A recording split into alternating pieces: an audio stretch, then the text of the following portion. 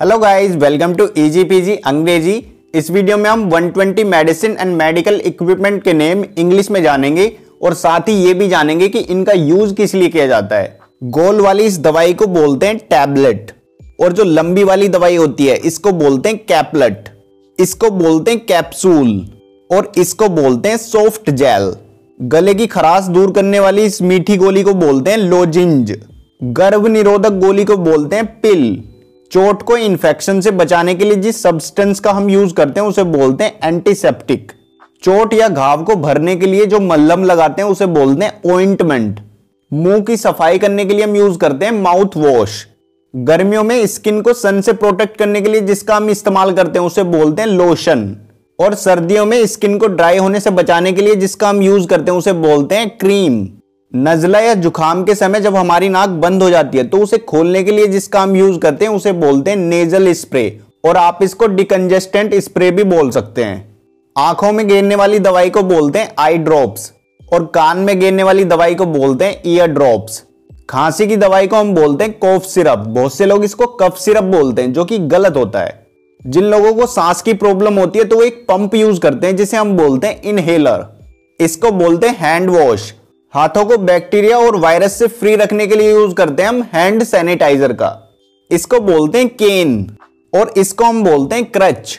UK में इसको बोलते हैं वॉकिंग फ्रेम और यूएस में इसको बोलते हैं वॉकर। इसको बोलते हैं व्हील चेयर और इसको हम कहते हैं वॉकिंग बूट। दांतों को सीधा करने के लिए जो स्टील की वायर रहती है इसे बोलते हैं ब्रेसेस और नकली दांतों को बोलते हैं हम चॉपर्स, इसको बोलते हैं सर्जिकल टेप। यूके में इसको बोलते हैं प्लास्टर और यूएस में इसे बोलते हैं बैंडेड। चोट लगने के समय जब हमें पट्टी बांधी जाती है तो उसे बोलते हैं बैंडेज और आप इसको गोज भी बोल सकते हैं। चोट और घाव को साफ करने के लिए जो रुई होती है उसे यूके में बोलते हैं कॉटन वुल और यूएस में इसे बोलते हैं कॉटन और इसको बोलते हैं कॉटन बड और आप इसको कॉटन सोप भी बोल सकते हैं। इसको बोलते हैं प्लास्टर कास्ट, इसे कहते हैं स्लिंग और इसे बोलते हैं स्प्लिंट। ऑपरेशन के समय सिर पर एक कैप पहनी जाती है जिसे हम बोलते हैं सर्जिकल कैप और ऑपरेशन के समय जो मास्क लगाते हैं उसे बोलते हैं सर्जिकल मास्क। सांस लेने के लिए जो मास्क लगाया जाता है उसे बोलते हैं ऑक्सीजन मास्क।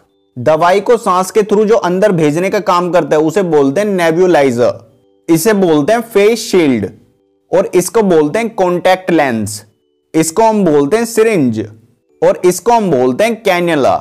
इसको बोलते हैं राइल्स ट्यूब, इसको बोलते हैं थर्मोमीटर और इसको बोलते हैं डिजिटल थर्मोमीटर। इसको बोलते हैं इंफ्रारेड थर्मोमीटर। जिससे डॉक्टर हार्ट और लंग्स को सुनता है उसे बोलते हैं स्टेथोस्कोप। गले को चेक करने का जो डिवाइस होता है उसे बोलते हैं लैरिंगोस्कोप। आंखों की रेटिना चेक करने वाले डिवाइस को बोलते हैं ऑप्थेल्मोस्कोप और इसको बोलते हैं पेन टॉर्च, इससे डॉक्टर आंखें चेक करता है और इसको बोलते हैं ओटोस्कोप, इससे डॉक्टर आपके कान चेक करता है। जिस पर्सन को कम सुनाई देता है तो वो एक डिवाइस यूज करता है जिससे बोलते हैं हियरिंग एड। बैक्टीरिया और वायरस देखने के लिए यूज करते हैं माइक्रोस्कोप का। एनस को चेक करने के लिए जिस डिवाइस का यूज करते हैं उसे बोलते हैं प्रोक्टोस्कोप। गर्भ में बच्चे की हार्टबीट चेक करने के लिए जिस डिवाइस का यूज करते हैं उसे बोलते हैं फीटोस्कोप। ब्लड प्रेशर नापने की मशीन को बोलते हैं स्पिग्मोमैनोमीटर। ब्लड में ऑक्सीजन मेजर करने के लिए जिस डिवाइस का यूज करते हैं उसे बोलते हैं पल्स ऑक्सीमीटर। ब्लड में ग्लूकोज को मेजर करने वाला जो डिवाइस होता है उसे बोलते हैं ग्लूकोमीटर। जब किसी इंसान की हार्टबीट बंद हो जाती है तो उसको स्टार्ट करने के लिए जिस मशीन का यूज करते हैं उसे बोलते हैं डिफिब्रिलेटर।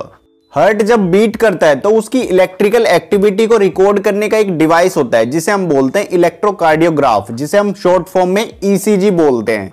ब्रेन की इलेक्ट्रिकल एक्टिविटी को रिकॉर्ड करने का जो डिवाइस होता है उसे बोलते हैं इलेक्ट्रोइंसेफेलोग्राफ, जिसको हम शॉर्ट फॉर्म में ईईजी बोलते हैं और इसको बोलते हैं पेशेंट मॉनिटर।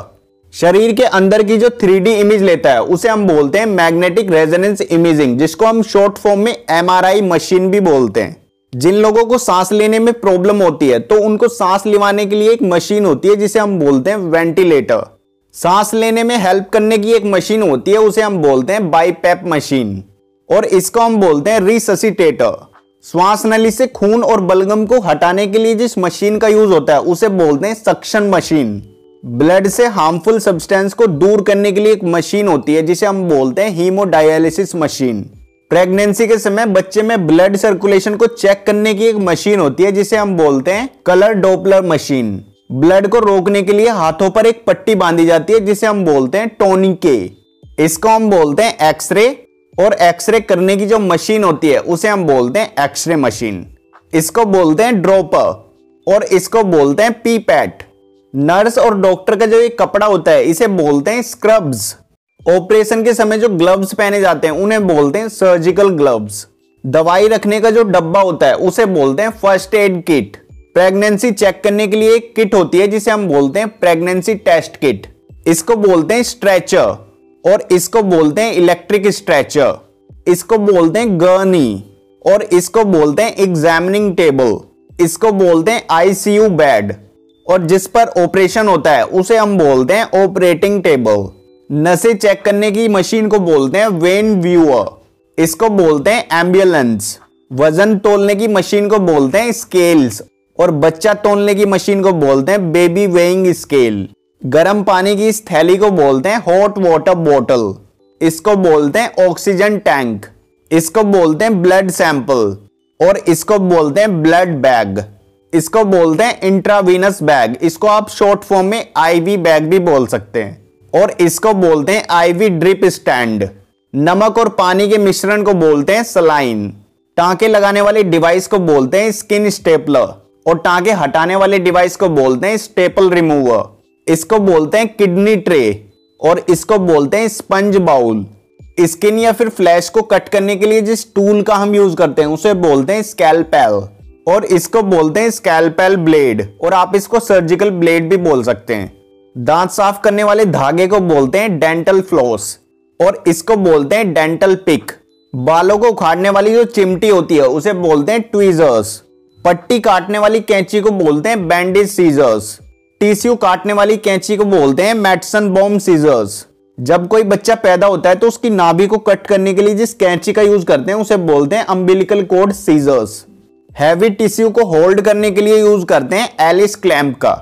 यूट्रस से टिश्यू को पकड़ने और उसको निकालने के लिए जिस चिमटी का यूज करते हैं उसे बोलते हैं ओवम फोर्सेप्स। टांके लगाते समय नीडल को पकड़ने के लिए जो चिमटी होती है उसे बोलते हैं नीडल होल्डर। बॉडी में इंसुलिन को डिलीवर करने के लिए जो डिवाइस होता है उसे बोलते हैं इंसुलिन पेन। किसी बीमार इंसान को खाना देने के लिए जिस नली का यूज किया जाता है उसे बोलते हैं फीडिंग ट्यूब।